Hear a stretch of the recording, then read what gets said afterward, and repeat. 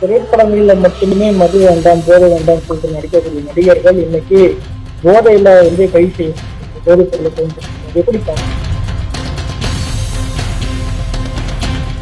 நல்ல விஷயத்தை எடுத்துட்டு போங்கன்றதான் நிகழ்ச்சியே. அதனால இது கெட்டது அவங்களா தேடி போயிடுறாங்க, நல்லது கொண்டு போய் சேருங்க. இந்த டெம்பரவரியான அந்த விஷயங்கள் எடுத்து மைண்ட் எடுத்து பண்ணிக்காங்க. ஸோ அவங்க எல்லாருமே தெளிவாக இருக்காங்க. இப்போ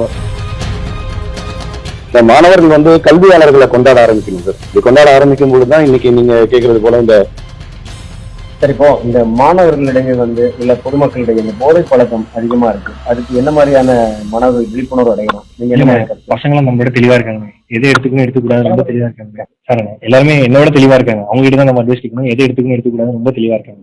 திரைப்படங்களில் மட்டுமே மது வேண்டாம் போதை வேண்டாம் சொல்லிட்டு நடிக்கக்கூடிய நடிகர்கள் இன்னைக்கு போதையில கை செய்யும் போதைப் பொருளை பயன்படுத்தும் எப்படி பார்க்கணும்? நானும் இன்னும் திரைப்படத்துக்கு வரல. திரைப்படத்துக்கு இல்ல அது எப்படி பாக்குறீங்கன்னு ஆனா ஆக்சுவலா எனக்கு அதை பத்தி தெரியல.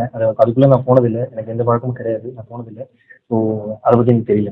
அவங்ககிட்ட நானே நிறைய விஷயங்கள் கேட்டுக்கணும். ஏன்னா என்னோட அப்டேட் ஆகும், திறமையாகவும் எல்லாத்துலயும் வேற லெவலில் இருக்காங்க. அவங்க கரெக்டாக போயிட்டு இருக்காங்க. எல்லாருமே அவ்வளோ சூப்பராக படிச்சு அவ்வளோ கட் ஆஃப் வாங்கியிருக்காங்க. ஸோ அவங்களுக்கு தான் நிறைய கற்றுக்கணும். நீங்க படிப்பு பத்தி சொல்லுங்க சார். ஷார்ட் டைம் நல்லா படிச்சீங்க. அது எப்படி சொல்றது, 10 நாள் மைண்ட்ல இருக்கும் அந்த விஷயம்.